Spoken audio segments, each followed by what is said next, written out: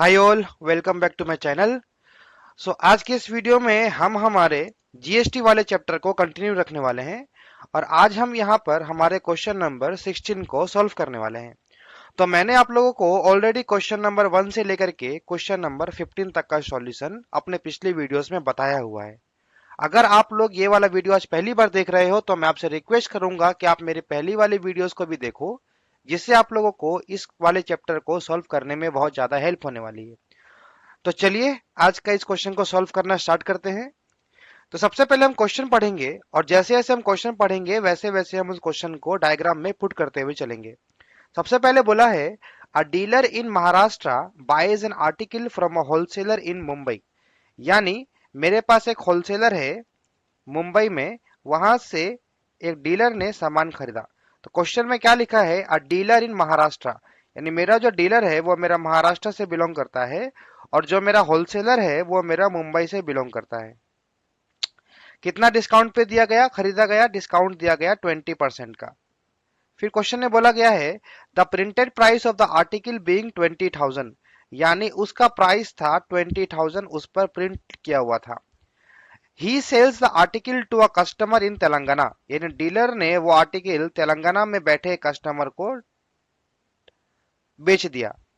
ठीक है, कितना पे बेचा, डिस्काउंट पे बेचा, 10% के डिस्काउंट पे, प्रिंटेड प्राइस पे, यानी यहां भी प्राइस है 20% का, 20,000 का। If the rate of GST is 12%, यानी दोनों ही टाइम पे मेरा जो जीएसटी अप्लाई होगा वो अप्लाई होगा 12% के हिसाब से, दोनों ही साइड पे। ठीक है, तो हम लोग को उसके बाद कुछ क्वेश्चंस को सॉल्व करने के लिए बोला है। यानी एक होलसेलर है जो बिलोंग करता है महाराष्ट्र से, होलसेलर ने एक सामान बेचा है डीलर को, डीलर बिलोंग करता है, होलसेलर बिलोंग करता है मुंबई से और डीलर बिलोंग करता है महाराष्ट्र से। जब होलसेलर ने डीलर को सामान बेचा तो उसने सामान बेचा है 20,000 पे और बेचने के टाइम उसने 20% डिस्काउंट भी दिया था डीलर को। और डीलर ने जब कस्टमर को सामान बेचा उसने 20,000 में ही बेचा और डिस्काउंट दिया 10% का। अब हम इसको सॉल्व करना चालू करते हैं। सबसे पहला जो है वो हम यहाँ पर उसको दो इनपुट एंड आउटपुट वाले सेक्शन में डिवाइड कर देंगे। यानी ये वाला मेरा इनपुट सेक्शन है और इधर वाला मेरा आउटपुट सेक्शन है। सबसे पहले हम यहाँ पे लिखेंगे कि हमारे पास में प्राइस कितना था, प्राइस गिवन कितना है। हमारे पास प्राइस गिवन है 20,000 का, उस पर हम लोग को डिस्काउंट दिया गया है 20% का। यानी डिस्काउंटेड अमाउंट कितना हो जाएगा, हमारा डिस्काउंटेड अमाउंट हो जाएगा 20,000 का 20%, यानी 4,000 रुपीज हमारा डिस्काउंट हो जाएगा। ठीक, कितना हो गया, 4,000 रुपीज डिस्काउंट। यानी अब हमारा कॉस्ट कितना होगा, हमारा कॉस्ट होगा टोटल, अगर हमारे पास 20,000 में सामान खरीदा था, 4,000 का डिस्काउंट मिला दिया गया था, तो टोटल हमारा कॉस्टिंग पड़ जाएगा उस आइटम का 16,000। ठीक है, यानी 16,000 रुपीज में वो आइटम डीलर को खरीदने मिला था। अब इसके बाद में यहाँ पर हमारा जीएसटी अप्लाई होगा, कितना का अप्लाई होगा, जीएसटी 12% का अप्लाई होगा, हमारे क्वेश्चन में गिवन है। तो यहाँ से हम निकालेंगे जीएसटी अमाउंट। ठीक है, जीएसटी अमाउंट कितना आएगा, जितना हमारा कॉस्टिंग होता है उसी कॉस्टिंग का ही जीएसटी निकलता है, यानी 16,000 का 12% जीएसटी निकलेगा, यानी हमारा आएगा 1920 रुपीज। ठीक है, अब आप यहाँ पे गौर करो कि यहाँ पर जो होलसेलर था वो होलसेलर बिलोंग करता था मुंबई से और जो हमारा डीलर था वो बिलोंग करता था महाराष्ट्र से।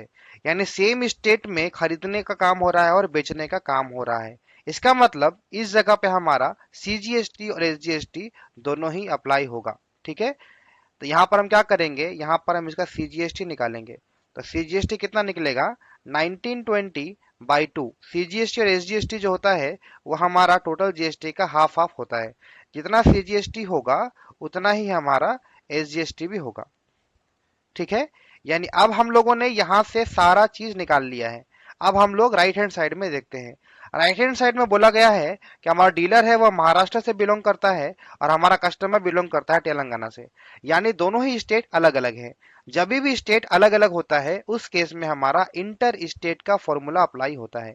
इंटर स्टेट में जितना भी जीएसटी निकलता है वो सारा जीएसटी सेंट्रल के पास जाता है, ना कि स्टेट और सेंट्रल, यानी वो डिवाइड नहीं होता है। यानी यहां पर अब हम इसको बनाने वाले हैं। इस राइट हैंड साइड में हमारा प्राइस गिवन था 20,000 का, उस पर डीलर ने डिस्काउंट दिया 10% का डिस्काउंट दिया, यानी डिस्काउंटेड अमाउंट कितने का बनेगा, डिस्काउंटेड अमाउंट बनेगा 20,000 का 10%। 10% यानी कितना बन जाएगा वो 2,000। ठीक है, 2,000 उसका डिस्काउंट आया। डिस्काउंट आने के बाद में कॉस्टिंग कितना हो जाएगा उसका, 20,000 में से अगर आप 2,000 हटा दोगे तो आपका कॉस्टिंग पड़ जाएगा 18,000 रुपीज का। 18,000 रुपीज का कॉस्टिंग किसको पड़ा, कस्टमर को पड़ा। अब हम क्या करेंगे, टोटल 18,000 के ऊपर में जीएसटी अप्लाई होगा। जीएसटी गिवन है क्वेश्चन में 12% का, तो हमारा जीएसटी अमाउंट कितना होगा, हमारा जीएसटी अमाउंट होगा 18,000 का 12%।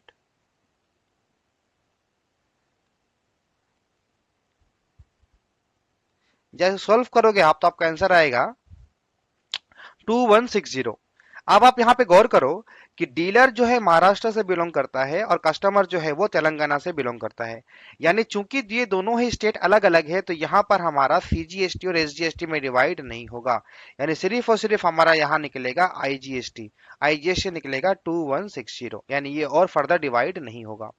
अब हम हमारा क्वेश्चन सॉल्व करते हैं। क्वेश्चन में क्या बोला है, the tax paid by wholesaler to the government. Wholesaler ने गवर्नमेंट को कितना टैक्स पे किया। होलसेलर का मतलब है ये वाला ये वाला आदमी, यानी होलसेलर ने गवर्नमेंट कितना पे किया, होलसेलर ने गवर्नमेंट को 960 पे किया है तुम्हारा एसजीएसटी को, और 960 पे किया है सीजीएसटी को। यानी हम यहाँ पर आंसर में लिखेंगे क्वेश्चन नंबर 1 में amount paid by wholesaler, amount paid by wholesaler. Wholesaler कितना अमाउंट पे करेगा, 960 पे करेगा वो सेंट्रल को, और 960 वो पे करेगा स्टेट को। ठीक है, ये हमारा क्वेश्चन नंबर 1 का आंसर हमने निकाल लिया। क्वेश्चन नंबर 2 में क्या बोला है, the tax paid by dealer to the government. Dealer कौन सा शख्स है, यहाँ पे कौन सा पर्सन डीलर है, डीलर यहाँ पर मिडिल पर्सन है। जब भी हमारा मिडिल पर्सन के बारे में बात आएगा, यानी वहीं पर हम आउटपुट माइनस इनपुट वाला कॉन्सेप्ट अप्लाई करेंगे। तो हमारे क्वेश्चन में बोला है अमाउंट पेड बाय डीलर, तो हम यहां लिखेंगे amount paid by dealer. Dealer कितना अमाउंट पे करेगा, आउटपुट में जो आईजीएसटी आया है वो आया है 2160, माइनस इनपुट में जो टोटल टैक्स आया था वो आया था 1920, टोटल टैक्स था। यानी आपका आंसर आएगा 240 रुपीज जो है वो डीलर पे करेगा एज पार्ट ऑफ टैक्सिंग। अब हमारा क्वेश्चन नंबर 3 पढ़ते हैं, the amount which the consumer page for the article. यानी कंज्यूमर ने उस आर्टिकल के लिए कितना पे करा है। तो कंज्यूमर ने उस आर्टिकल के लिए 18,000 तक कॉस्टिंग पड़ा था और उसको जीएसटी भरना पड़ा था 2160 का। यानी अगर इन दोनों पार्ट को अगर हम ऐड कर देंगे तो total amount paid by consumer हमारे पास आ जाएगा। तो हम यहां पर लिखेंगे क्वेश्चन नंबर 3 में amount paid by consumer. Consumer ने कितना अमाउंट पे करा, कंज्यूमर ने पे करा है 18,000 जो उसका कॉस्टिंग पड़ा था, और 2160 जो है वो उसका जीएसटी पड़ा था। यानी 160, 20,000 एंड 160 रुपीज जो है वो टोटल अमाउंट पे करेगा कंज्यूमर उसी आर्टिकल के लिए। ठीक है, तो आई होप आपको ये क्वेश्चन नंबर 16 समझ में आया होगा। और इस क्वेश्चन को सॉल्व करने के टाइम मैंने आप लोगों को स्टेप बाय स्टेप सारी चीजों को बताते हुए सॉल्व किया है। तो अगर आपको ये वीडियो पसंद आया हो तो आप इसे लाइक करें, और मेरे दूसरे इसी वीडियो को इसी चैनल पे अगर आप चाहते हैं कि मैं और भी आप लोग के लिए ऐसे ही वीडियो बनाता रहूं तो आप मेरे चैनल को सब्सक्राइब करें, ताकि आने वाले टाइम पे जो भी वीडियो मैं अपलोड करूंगा उसका नोटिफिकेशन आप तक पहुंच जाए।